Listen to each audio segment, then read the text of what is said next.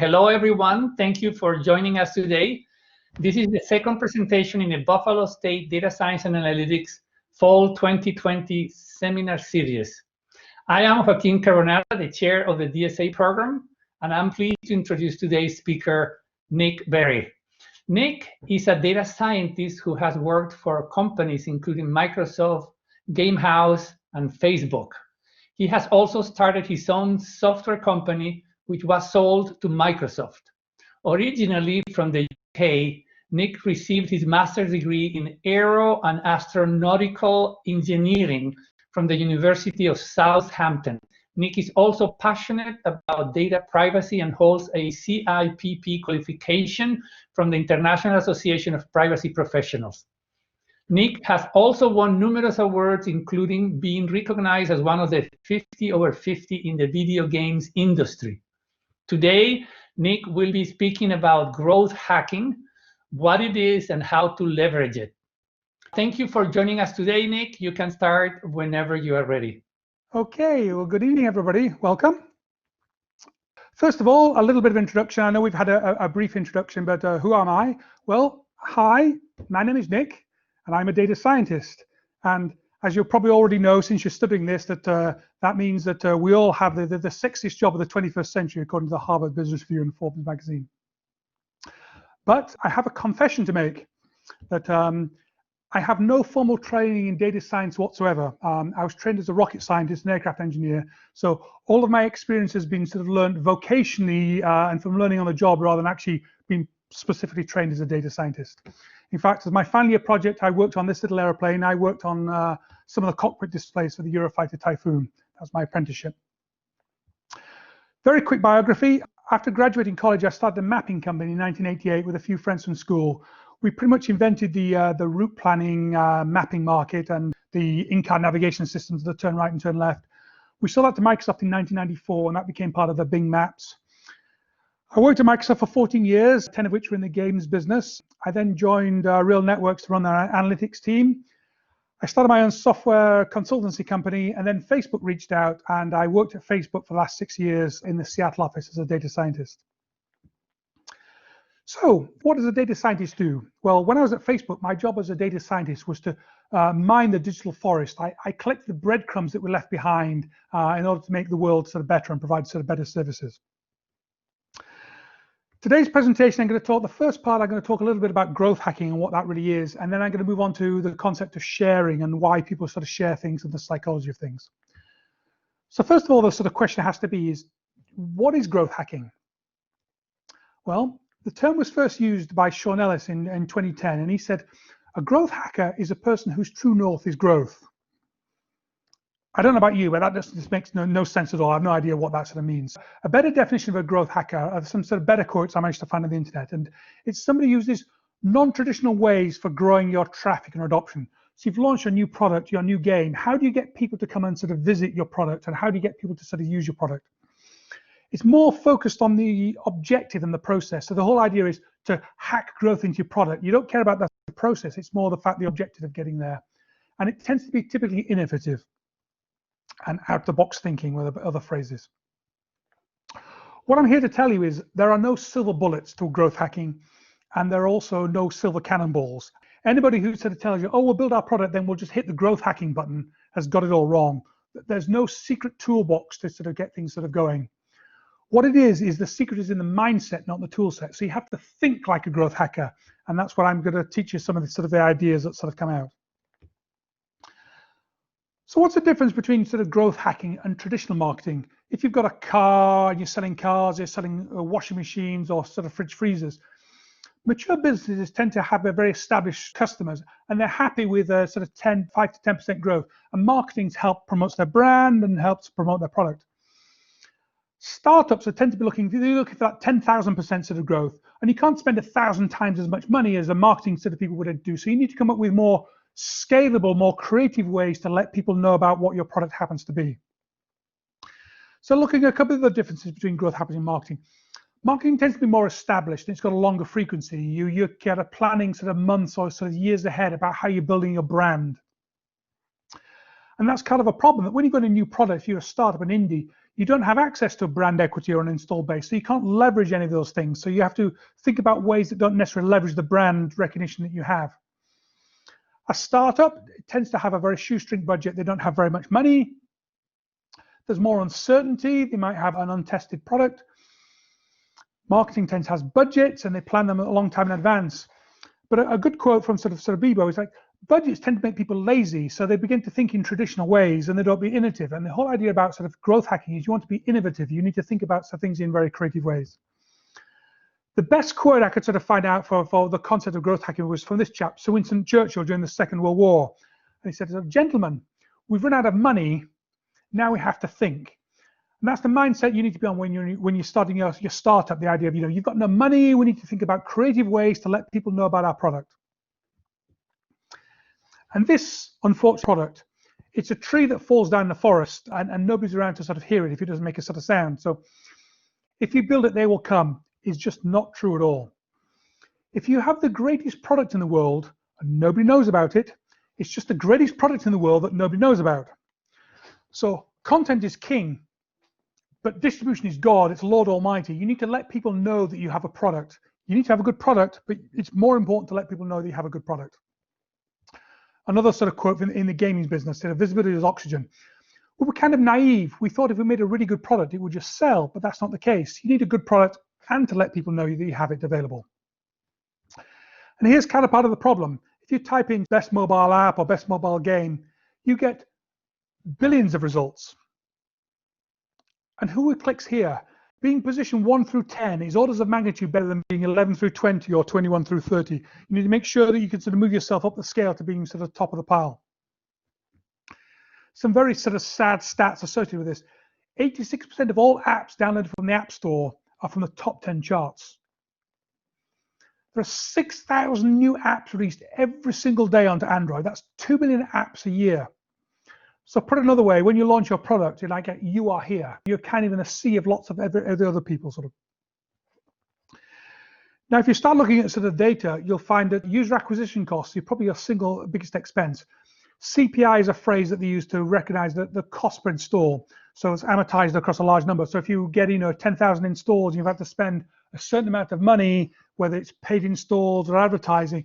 You're looking about, for a mobile game, it's about sort of $4 cost per install. Various different sites track these things, and it varies based on genre. I can tell you if you're in a casino game, that price is a lot higher. If you're in a sort of a Twitch game, things are a little bit lower. But in averaging, it's about sort of $4 or $5 for a cost per install.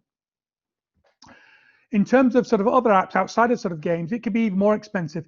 The average cost to buy a user who's going to make their first purchase is about $65. So that's quite a lot of investment you have to make buying an audience before you can sort of get somebody who's going to buy something in your app. So looking at people who've been sort of successful, have done various different sort of growth hacking campaigns, it's survivorship bias, unfortunately, that history is written by the victors. You don't hear about the failures by definition because you never saw them. And also, just because a campaign worked for somebody doesn't mean it's going to work for somebody else. In kind of some examples, if you remember sort of this viral video, what does the fox say? He got sort of close to sort of 1 billion views by putting in a costume and dancing around going yip, yip, yip, yip, yip. That worked for him, but that doesn't mean to say that you could then sort of produce a video by you dancing in a costume and sort of go through. You're going to need to come up with a new way of doing things. Dumb Ways to Die, they were able to parlay a little song and a video into a sort of top-rated app. Baby Shark, for whatever reason, sort of get billions of views. Flappy Bird, for whatever reason. I want to make a potato salad. He can got $55,000 on a Kickstarter campaign just because he did something crazy. We all know what these sort of things represent. We all know who this lady is. It comes down to sort of creating sort of bits of creative that people want to share, not because they're told to share. If you create a great video and said, hey, please share this video with lots of people, nobody's going to do that. But if you come up with a creative video that's kind of funny or tugs at people's emotions, they're going to want to share it, and that's what helps create the virality effect. Because at the end of the day, it's the product. You have a good restaurant because you serve good food, not because you tell people you serve good food.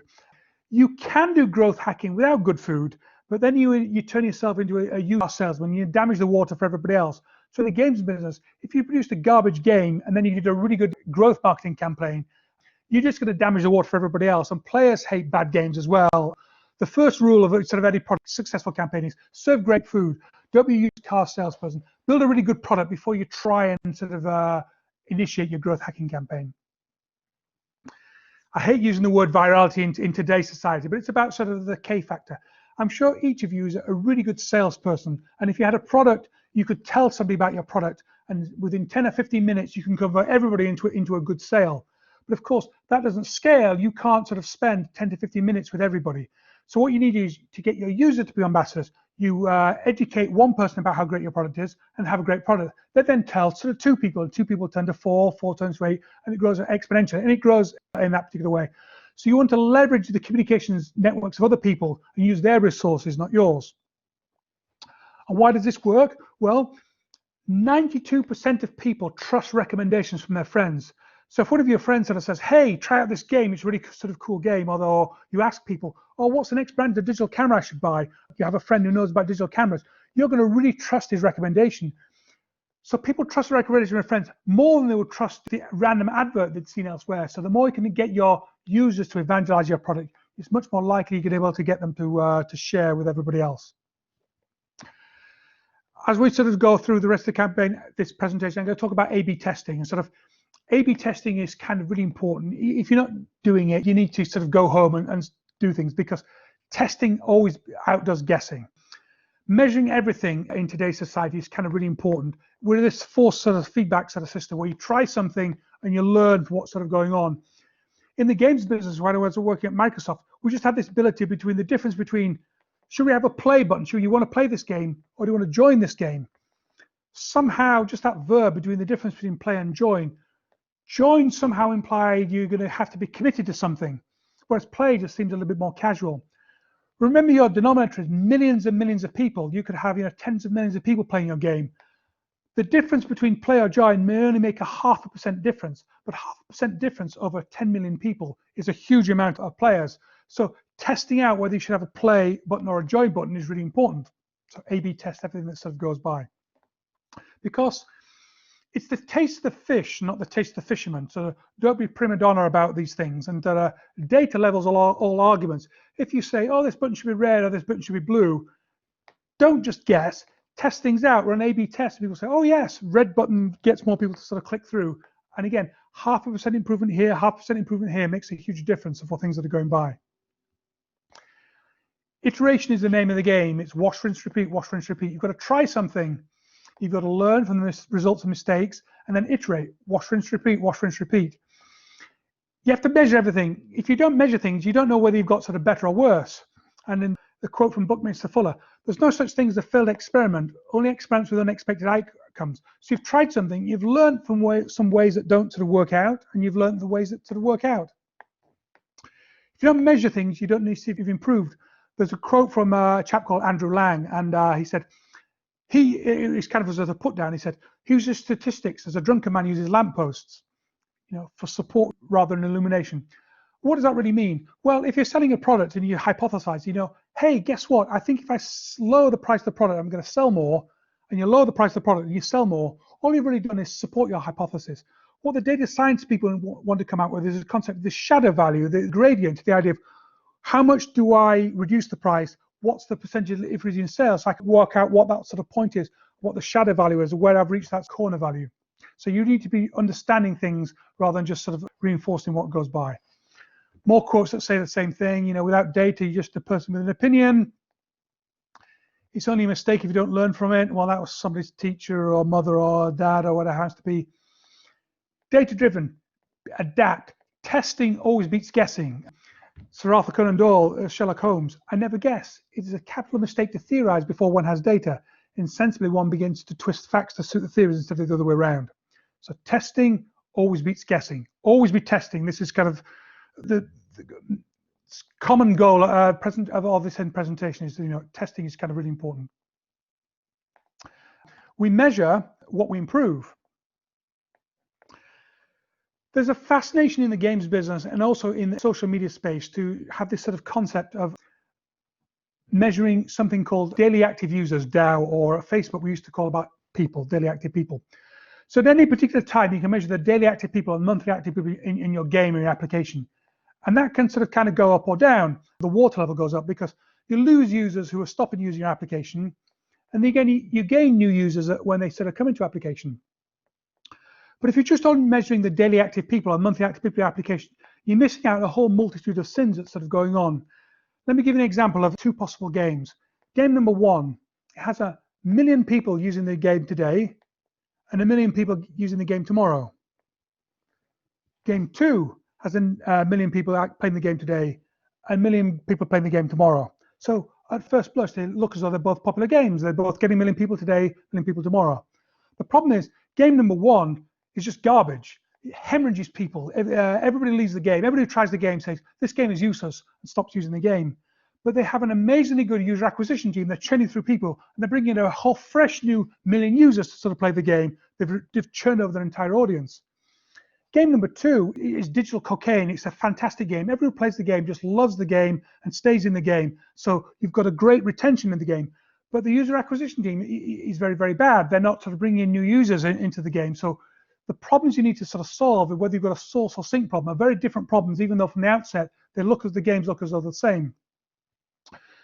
So when I used to work with gaming companies, the first thing I used to sort of talk about is the concept of dashboards. And we had this concept of something called AIR, which is acquisition, engagement, retention, and monetization.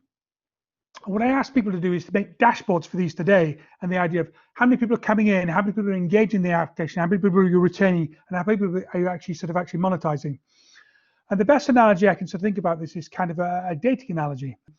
Nielsen sort of said, the price of light is the less of the cost of darkness. So pause things and make sure you actually measure these things before you sort of go any further.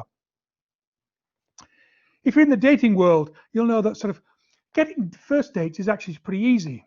Getting a second date and a third date and a fourth date, these are sort of really hard things. So if you're trying to get first date, you're in the advertising business, you're delivering eyeballs, so you're in the acquisition. How can you line up people to try your app, whether it's install adverts, whether it's press releases, whether things going out. You're trying to drag people in, you're trying to get people into that first date. Once you've got that first date, can you get a second date? And the idea of that's hard, and that's up to the application itself. So the first is all about advertising. The second date is the engagement, the idea of how quickly can you get people to that aha moment. So you've advertised them, they've gone to the effort of downloading their app. So how quickly do they understand the value proposition of the app that's sort of gone through? Sadly, only 1 in 6 apps get to the third date. So you've gone to all the effort of advertising, spending all that money, getting people to install your app. They've clicked on the app. They don't really understand it. They clicked on it, and it's only, say, 1 in 6 apps that get to that third date. And it's not just apps, songs, Spotify.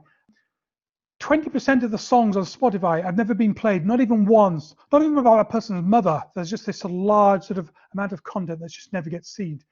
Half of posts on Reddit are totally ignored. Nobody ever sort of sees it. There's a survey sort of done sort of kind of a while ago that sort of kind of highlights this problem. Don't worry sort of too much about the sort of graphs, but this is the probability that people will have this number of apps. What it tells you is nobody has 100 apps on their phone. Most people have 20 or 30 apps on their phone, and just a few people just have 1 or 2 apps on their phone. What the second slide sort of tells you is that there are a few Klingon battle cruisers. So if I was to pause the video at this sort of time and asked everyone to get their phones out, we all compared notes, we'd all find that we'd all have Facebook, we all have Snapchat, we all have Instagram. So there's this core set of apps that we all sort of have for the 80 to 90% of the apps.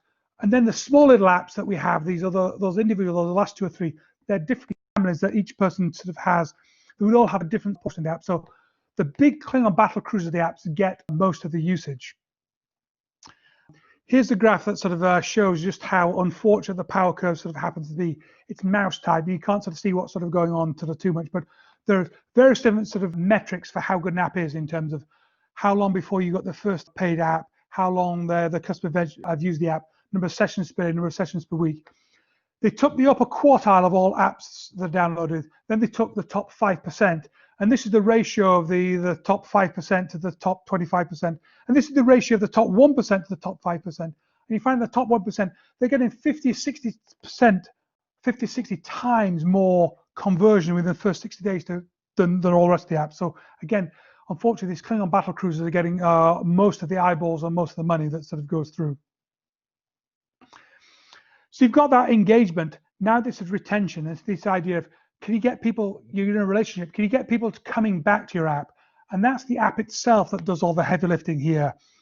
And the advice here is that, buckets with holes probably need fixing more than any more water. The idea of, if your app isn't very good, you need to make sure that sort of you fix the app before you spend all the money getting new customers poured into your app. And finally, we've got the wedding. This is the monetization aspect of sort of what's sort of going on. That people now, we're in a freemium model where these are all slides just showing how quickly the things have sort of grown but the gaming market is pretty much doubling every year, but it's all freemium. Once upon a time, you used to pay $5 or $6 for a game, so payers became players. But now it's the other way around, that players become payers. The game itself is free. It's a freemium game. You download the game, you play it, you play it, and eventually the pay gate comes up. Well, to carry on playing the game, you have to spend a bit of money, or it's going to stop working after a little while. So at that particular point, that's when you're going to get your revenue from sort of somebody. So you need that ongoing relationship. You need a good amount of sort of content in order to be able to get revenue from people. And the last piece of advice in the dating ad is don't be a bad first date. If you wanted a date with this guy, you're not going to get a second date because he's not going to say, well, I can change. Oh, next time I'm going to shave. Next time I'll put a shirt on. Next time I'll have a bath before. It doesn't work. So if you download an app and the app doesn't work, or it fails, or it doesn't sort of play very well, nobody's going to ever come back and say, oh, I'm going to change, try me again. You've already lost that sort of person. So you need to make sure the very first time you see your app, you've got this very pristine, this very polished sort of condition.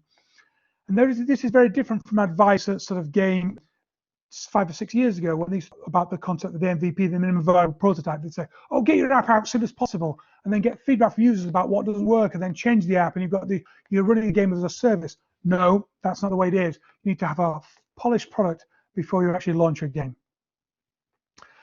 Finally, kind of resurrection. It's cheap to bring somebody back from the dead than it is to find somebody new. User acquisition costs are a certain amount of money, but reacquisition costs are a lot sort of cheaper. Nordius, they have a top football game on sort of Facebook. They spent $3,500 on a re-engagement campaign on Facebook. They spent some money saying, hey, we love you. You used to play this game. You stopped playing this game. We sort of come back. We love you. They instantly got $121,000 of immediate return because people came back to the game and said, oh, yes, I remembered how much I love this game. And then they spent more money of in-game currency straight away. Keep at it. Everything compounds. It doesn't necessarily have to be sort of growth hacking, but you make a 1% improvement in everything you do, whether it's playing the piano, learning a foreign language as it goes by, 1% every day after 365 days, you get 37 times where you started. If you've got a 1% decline, you let things atrophy away. By the end of a year, you're down to about 2.5% of where you start. So it's a glass half full, glass half empty thing. But keep at it. You keep building and building and building on everything that you sort of do. Growth hacking isn't new. I don't know whether we remember sort of these directories, but why do you think a company would call themselves AAA Plumbing? Well, that's because they could be at the top of the listings. If you looked at hotel listings, you'll find that hotels have multiple listings. It's the Heathrow Hilton, it's the Hilton at Heathrow, it's the London Heathrow Hilton, it's LHR Hilton, because they want multiple chances to sort of hit you depending on the search you sort of go through. When games were first launched on Facebook, one of the games that was incredibly popular was Little Green Patch. Why is that? Well, if you look sort of carefully, you'll sort of find out that it has a curly brace, and ASCII curly brace is searched before letters. So if you had an alphabetical listing of games, Little Green Patch appeared at the top of the list, and more people were more likely to click on that game than they would to scroll down the list to get to L. According to Jeff Bezos, he chose a sort of company Amazon because it starts with the letter A, because again, alphabetically you appear higher up on a listing of things. When you're growth hacking, you have to seize all you can today to make the future better, because things happen at lightning speed online, and it's very different from traditional sort of marketing campaigns. There's a fire hose of media content. I don't know about your sort of Twitter feed, but things sort of scroll by at a really fast pace. You have seconds to get noticed, seconds to get retweeted before you become yesterday's future. So you need some way to cause a little bit of friction to be able to pause and share things. Creative headlines can sort of help. I'm sure we've all sort of seen the headlines, oh, the secret to doing this, or ways to avoid the biggest mistake. Are you one of the top 15% of people who do this, or little known ways to do this, or the top 10 things?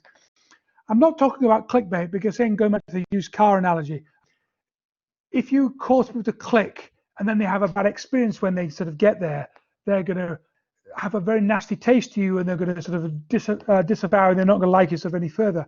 But if you've got a great campaign that's caused people to click to people and then they have a good experience, they're more likely to trust you and more likely to click through these other creative campaigns before.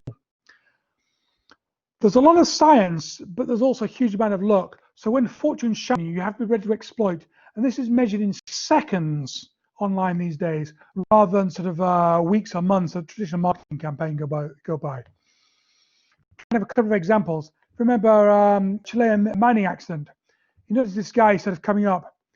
He's wearing Oakley sunglasses because some creative person at Oakley said, hey, you know what, when they come up, it'd be cool for them to wear sunglasses. And if we put our sunglasses on there, they'll have our logo when they come up.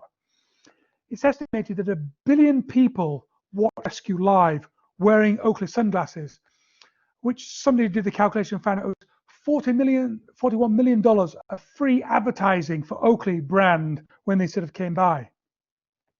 But again, this window is incredibly narrow. If you look at sort of how much the headlines for the Chilean sort of miners disaster came out, it peaked, it supernovaed, it burned bright, and they faded away to nothing. So if you weren't ready to exploit, and I use the word exploit, this particular disaster that sort of happened, then you wouldn't be able to sort of get that marketing campaign. If you have a game that talks about Peruvian tree frogs, and NPR just happened to have a news story online that will talk about Peruvian tree frogs, you've got seconds to get your sort of Twitter campaign out there and your marketing responses that goes out so you can capture that sort of tidal wave, that tsunami, that supernova of people who talk about Peruvian tree frogs. You seize every opportunity and you've got to be ready at any time. Paris Hilton got banned from some hotel in Las Vegas. Some other hotel chain, unrelated to where the hotel was banned, credited in a tweet that said, you know what, Paris Hilton's also banned from our hotel. This is our hotel. We've got all these particular things that it's going to go through. When people then Google search for Paris Hilton banned from a hotel in Las Vegas, they didn't pick up the hotel while she was banned. They picked up the creative marketing campaign that was done by the other sort of people that sort of talked about Paris Hilton banned from the hotel, even though it wasn't their hotel that was banned from. So they leveraged, they stood on the shoulders of this sort of campaign that went through. There's kind of other examples. In the Fiji water goal, we all remember sort of this. They got the leveraging for this stuff, leveraging the Oscars to get through. IKEA Furniture, they improved their response to a direct mail campaign by 34%, pretty much overnight. How did they do that? Well, they emailed and mailed people when there was a heat wave outside and said, hey, it was a heat wave outside. What do you think about sitting outside and using our particular furniture? They leveraged the exterior things that are outside for their benefit. Google, here's kind of a mic drop moment. They changed the shade of blue using the advertising links in Gmail, and they earned an additional $200 million of revenue just by changing the shades of blue. So somebody did that A/B test and said, hey, if we change this blue here, what happens? We change this blue to this, and they optimized the color that encouraged people to sort of click through on their campaign. Guy that was launching a product, jigsaw puzzle sort of game, and he changed the app icon for his game. Not only did he double the install numbers, he doubled his revenue numbers. Now, it kind of seems obvious now, but his old icon was this, which doesn't say anything about jigsaw puzzles. Then he changed it to an app icon that looked as though it has a jigsaw puzzle piece on it, and also jigsaw puzzle pieces were probably by more that people like unicorns and sort of dragons. And he doubled his sales just by changing that sort of icon. Gaming companies today, when they're launching, they're doing their rollout campaign, they will do test launches where they will A/B test the icon, the text they use, the screenshots, and they'll choose, they have shadow campaigns. So the US market is very large. They will choose a shadow market like Australia or Canada, which they can spend money trying various sort of campaigns. What about this icon? What about this icon? What about this icon? Because people have milliseconds to decide whether they're going to download their app, and they will tweak the text, try this game, and the words they use. They will have professional copywriters, graphic design artists, and program managers and data science people working so that when they finally push and open the spigot on their large campaigns on their large markets, like in China or in the US, they will have all those things dialed in and optimized. Kind of other creative sort of marketing things. These Pearl bike people, they were getting a lot of damage with people shipping. So what do? They painted a picture on their shipping containers so they make it look as though there's a TV inside. And when the shipping people thought, oh, there's TV inside, we're less likely to drop our boxes. And the damage of the bikes dropped by 80% just by putting a picture of a TV on the back of the box. American Express, they put a member since. It's been estimated that just by putting that member since, that loyalty, that brand loyalty has been equivalent to over $100 million just by putting this sort of text on their cards.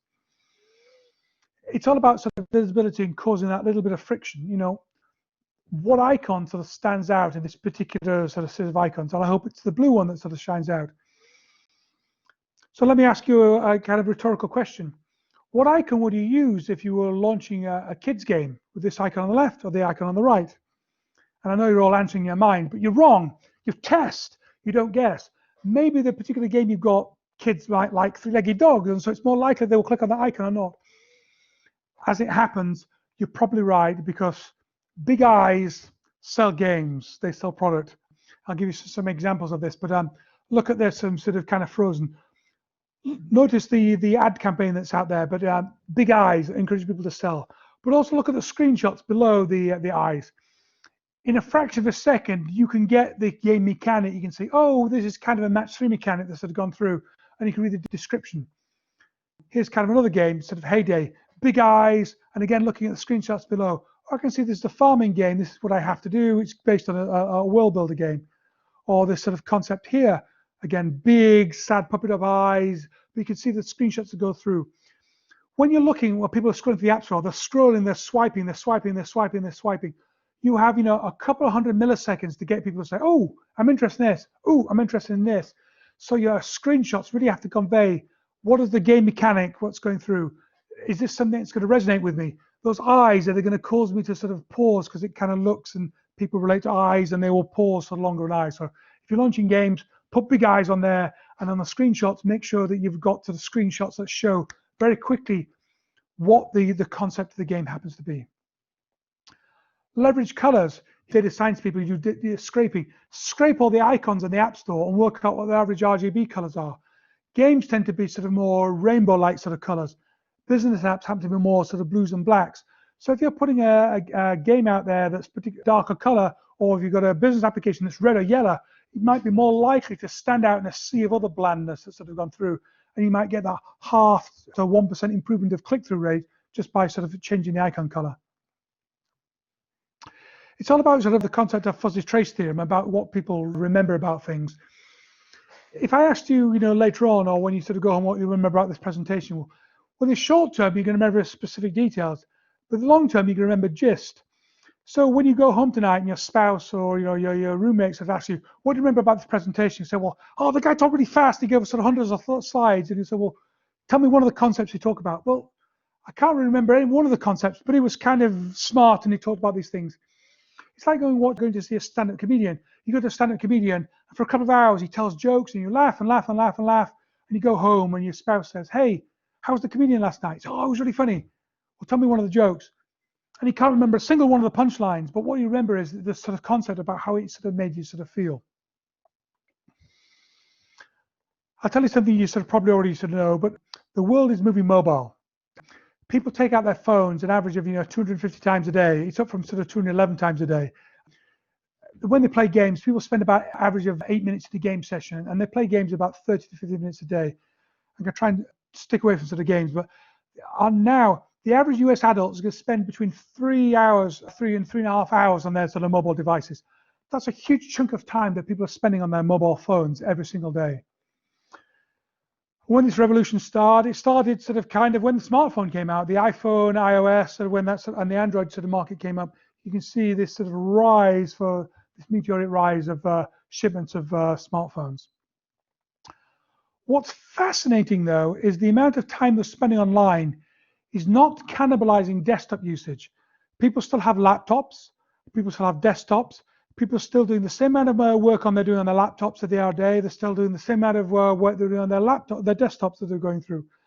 So mobile phone usage has been cannibalizing other parts of 24 hours. We're spending less time talking to friends, we're spending less time reading, we're spending less time watching TV or going to the movies or playing sports. All this mobile phone sort of growth has come the cannibalizing of other spare time, not for the other kind of work that we do. Why this prolific gain?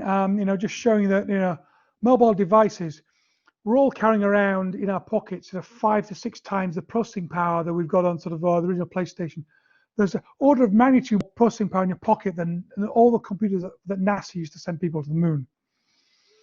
There are now 5 billion mobile phones on the planet, 60% of smartphones. So half of humanity now has a smartphone. So instead of running apps and sort of games, your potential market is half of humanity. Here's a survey that's done by KPCB 5 years ago, and see how it sort of resonates when we look at things that go by. But the top question here: my smartphone never leaves my side. 87% of the people, this said this in 2014. When I wake up, the first thing I reach for is my smartphone. Again, I don't know about you, but my phone is the first thing I sort of pick up. In fact, it wakes me up in the morning. But this question at the bottom here, look at this. In the next 5 years, I believe everything will be done on a mobile device. 5 years ago, they were already predicting the 6% of the things that people were doing. I don't know about you, but your Amazon orders, your stock trading, I pretty much do everything now on my smartphone. 40% of people, they take photos. 90% of people take photos on their smartphone at least once a week, and 3/4 of people post those pictures straight directly onto their mobile devices. 85% of people use their smartphones for navigation. 85% of people get their news from their smartphones rather than using newspapers. A staggering 90% of time on mobile devices spent in apps rather than the map browser. And 58% of mobile purchases are done through apps. But just because 90% of time is spent in apps, unfortunately, most of that is spent on the Klingon battle cruisers. So if you're developing mobile things, don't spend all your time developing an app yet until you do the market. Build it as a mobile web app until you've actually got that traffic, and then you can actually spend the time investing building a mobile app. Transitioning a little bit into sort of why people share. Let me tell you that sort of sharing is not you, it's just digital gossip. People have always communicated. It's part of Maslow's sort of pyramid of need. People want to share, that people want to talk, and people want to sort of boast about things that they've done about. So social media sharing is nothing new, but it does change the way that sort of people share.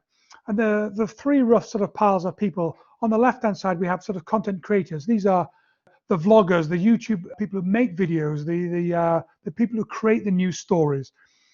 Then we go content aggregators. These are the people who sort of search through the content that's created and curate it for us. Again, these are blog sites that tell you the top 10 videos, or the TikTok people who find the videos and then decide to share these people, or these are news sites who go through the news stories and the news feeds and tell us what it should be. And finally, on the right-hand side, there's content consumers. That's you and me. Everybody watches YouTube videos, but not everybody sort of creates YouTube videos. So as a growth hacker, it kind of sounds obvious, but people share things when it's easy to share things. So you've got to put a like button on there, and if people put a button on there and they like it, they're going to push the like button because you've made it easy for them to push the like button on there. People share things as social currency. People share things because it makes them look cool. Hey, look what I found. Check out this funny video. You're not going to believe this. Or in the words of this sort of guy, I want to be the first to post this because it'll make me look cool. It's like, I want to be first to post. I found something out. It's a social currency, and it's part of that dopamine stuff. We get that dopamine rush by sharing and being the first person to share it with our friends. People share things when they're triggered about something that sort of comes out in sort of real life. So if you're picking a game based on the current sort of meme or something that's easily triggered. So you've got to give people a chance to trigger things. I don't know if you know who this girl is. Friday. When do you think people search for her on Google? Well, they search for her triggered by the fact that it said Friday. When do people search for full moon? People search for questions about the full moon. When they look outside, it's a sort of full moon. Oh, there's a full moon outside. That's why people sort of a Google search. People share things based on emotion or excitement, but not sadness. Look at these cats. Check out this movie. People share things. The likelihood of New York Times headlines being reshared is based on the emotion. People don't share sad stories, but anxiety, yes, or anger. And in terms of percentage effectiveness of campaigns, things that trigger people's emotions, they're 31% more likely to generate to become very profitable campaigns, were the ones that just share pure facts. People share emotions, they don't share facts. Coca-Cola is now getting in this. They're using AI to generate what people want to see in their advertising campaigns, because Coke, they're selling a dream. They're teasing you the emotions of how people want to be like, or how they want to be perceived, rather than necessarily how they sort of feel. People share things to get sort of practical value. They share things that they'll think other people find useful, or coupon sharing, or they share things to help others enrich their lives. People share stories, again, not facts. Nobody shares a fact saying, oh, Comcast support sucks. But if you tell a story, I call support line to complain, and I was expecting this. But this lady called Samantha, she was incredibly helpful. They ended up being so helpful, and then we did this and did this. That story is more likely to be shared. People share things because others do. If you aren't sharing things, people don't think you're not actually there as part of the conversation.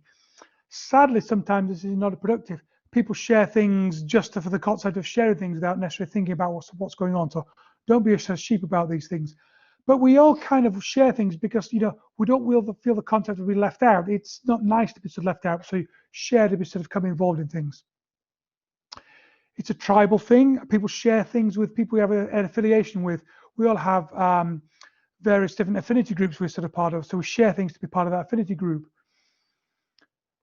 People share things to broadcast what they believe. I believe this about sort of Donald Trump and who is crazy, or about he's doing these sort of crazy things. But people share things when they share their broadcast opinions because they want to try and change the opinion of others. Despite what they sort of may read about the sort of bubble effect, by the act of sharing the people, actually people take an effort to understand. A lot of people take the effort. In fact, the majority of people take the effort to understand things more before they share, because they know the fact that when it's shared, people are going to talk about it.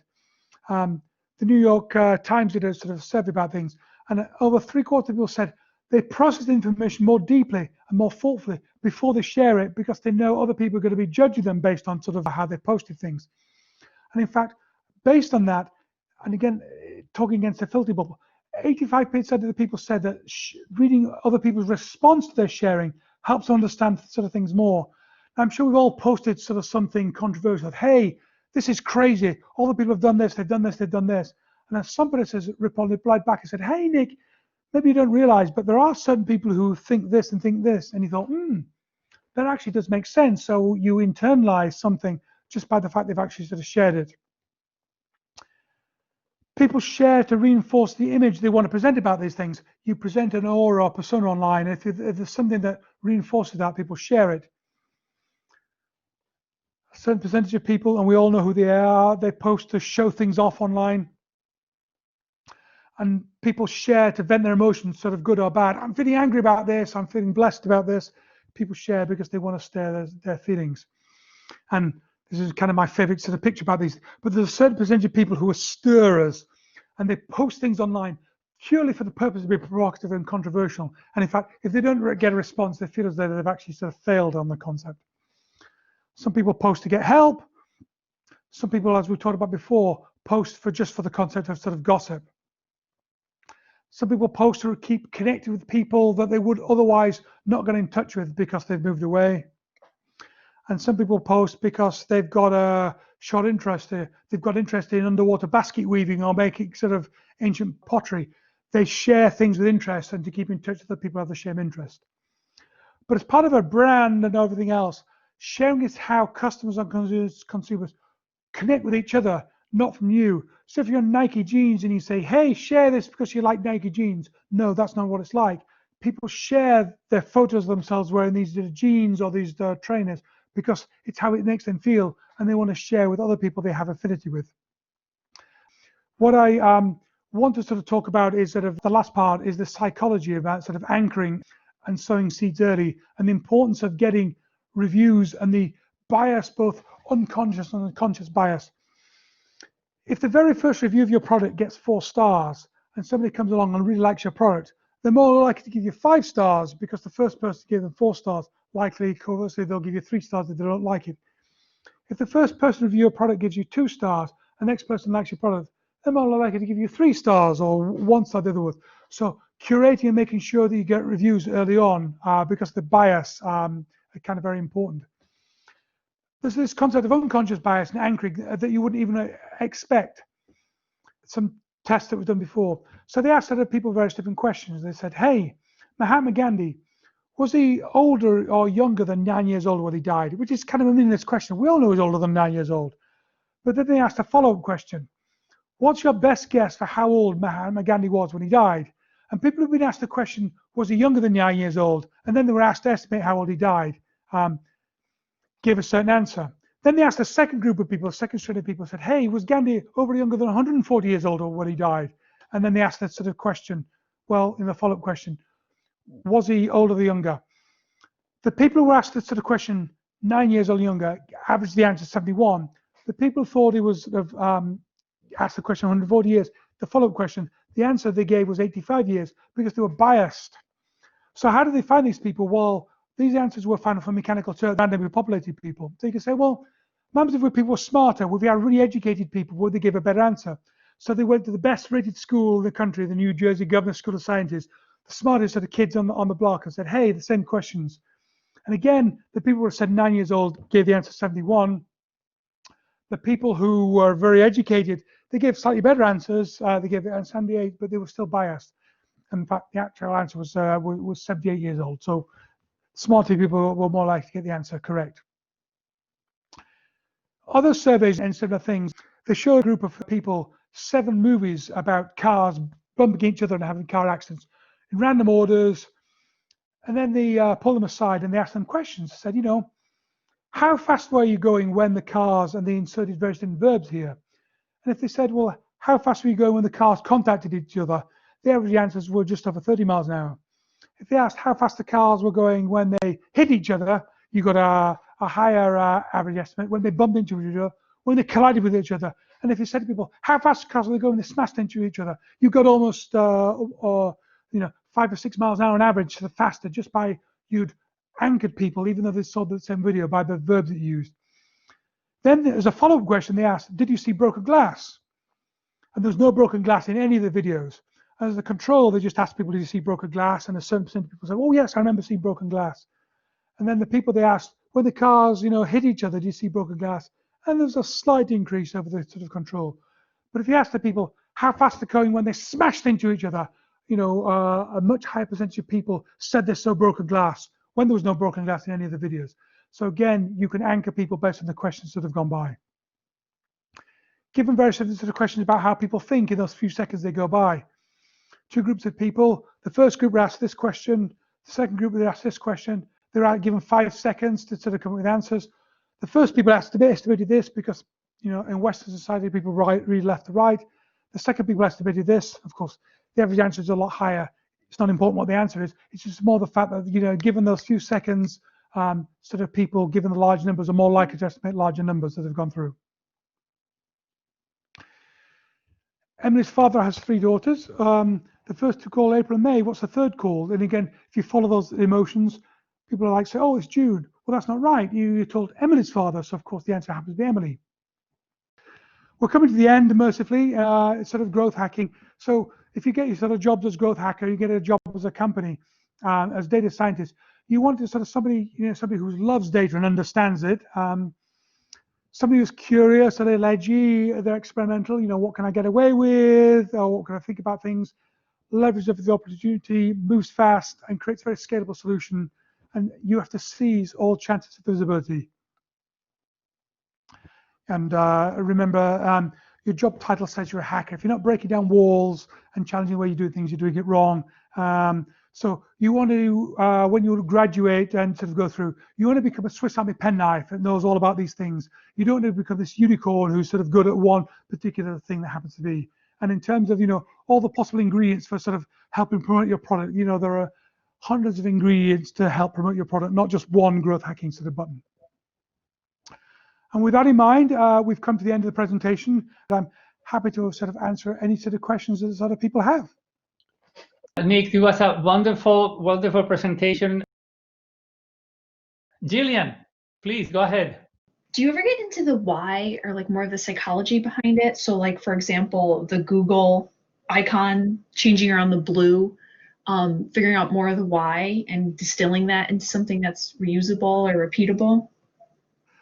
I'd like to say yes. On the game side, yes, specifically. On other things, as we said before, it's kind of testing beats guessing. And it's actually a little bit of a sad part in today's society with machine learning and neural networks. The idea of you throw an awful lot of data, throw an awful lot of data, and it comes up with a neural net and tells you, oh, yes, this is a reason why more people like to have brain cancer rather than this. You put all these inputs there, and it tells you whether you're more likely to have this. But no, it doesn't unfortunately sort of tell you a lot of the reasons sort of why. It gives you what it is you should do. And a lot of AI today is moving in that direction. It will tell you, here are all the inputs. I can tell you whether you have a more propensity to do this. But no, it doesn't tell you why. There is a chap online, I think his name is Nick Calander, and he does actually have he has a series of books that tells you why. And he does actually go through a lot of psychological papers, and he explains things about, why if you put a 9 on the end of a currency, it's more likely for people to click on it, whether you put round numbers or whether you put prices in this color or in this color. And he goes into some sort of quite detailed explanations, some of which sound sort of crazy and you don't believe. And then he sort of backs it up on data.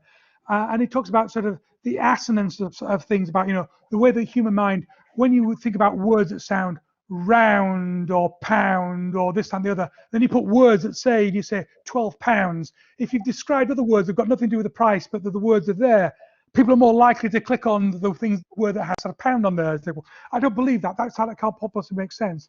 But actually it does make sense, and he sort of backs it up with data. So specifically I don't, but a chap called, I think he's called Nick Calander, and again, I can follow it with some links, and I give you he's got a series of books, and he talks about how to get to why, and he has some fascinating sort of case studies about, I would never believe that really doesn't sort of make sense at all, but it really does, and he is a much better expert than I possibly am. Thank you so much. No problem. Jonathan Gutierrez has a question. Sure, go ahead. Yes. So first and foremost, thank you for the session. I thought it was very, very helpful and very, very insightful. I really liked that one infographic that talked about over the past 5 years, mobile usage has increased, but it hasn't cannibalized the desktop. My question for you is, in a data-centered world, one of the biggest hurdles I face in the business environment is to get to that nirvana, to kind of get to the, the actual using the data in a meaningful and impactful way. There's several iterations that get there, but usually it's very difficult to get people to kind of buy in or kind of understand the long-term value in using the data and the iterative process that data analysis is. So what kind of recommendations would you make in that regard? Well, I go back to the Nielsen quote about the price of light is less than the cost of darkness.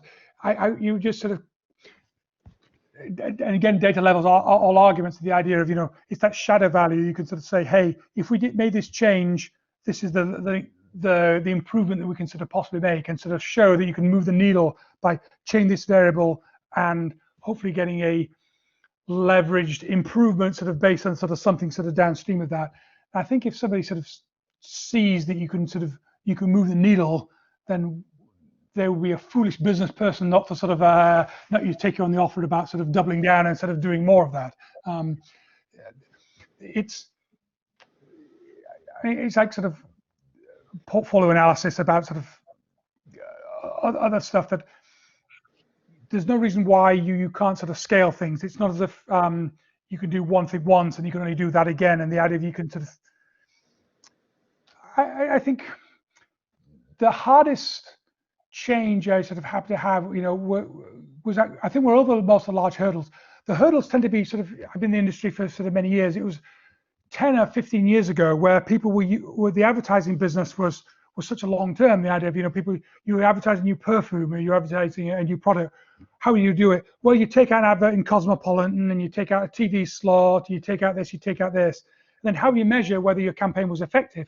Well, they do these surveys in the streets and you'd sort of get, whether there's a percentage improvement in the brand and the lift, and it'd be phased, like it'd be months behind, and then even then you couldn't decide whether this particular campaign or this particular campaign, this particular campaign.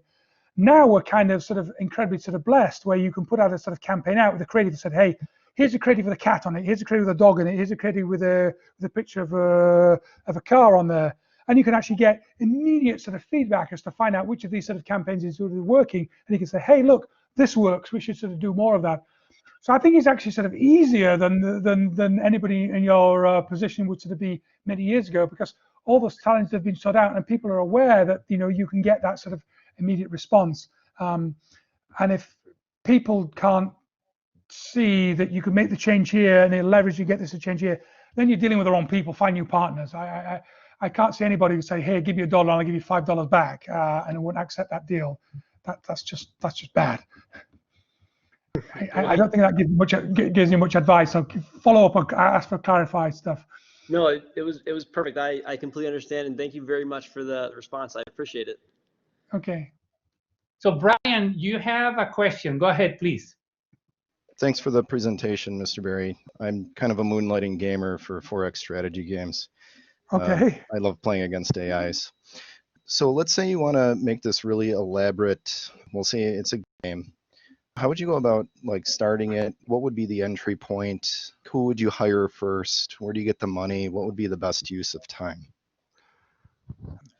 Players become payers rather than players become players. So what the way that games, as you know, sort of have gone through its own free-to-play economy.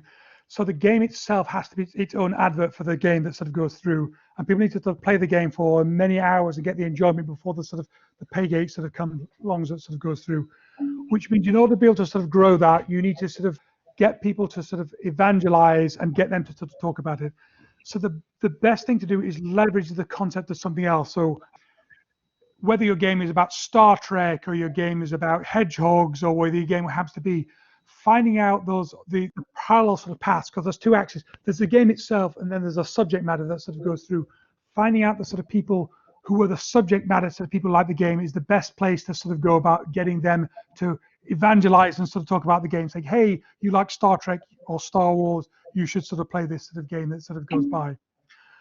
In terms of getting sort of money, and I've got a great presentation I'd love to sort of give it some of the time that sort of talks about, and I actually use live data that sort of goes through.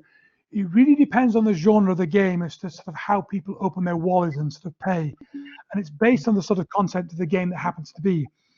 Various different games like sort of the Candy Crushes of the games like this world, when people pay the money they pay tends to be sort of roadblock removers.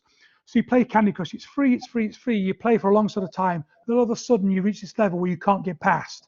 And at that particular sort of point, you reach into your wallet, you get your credit card out, you buy the magic gem. The magic gem removes that roadblock. It's a sunk cost. You never think about it ever again, and then you've gone on to sort of play the game to then get the next level.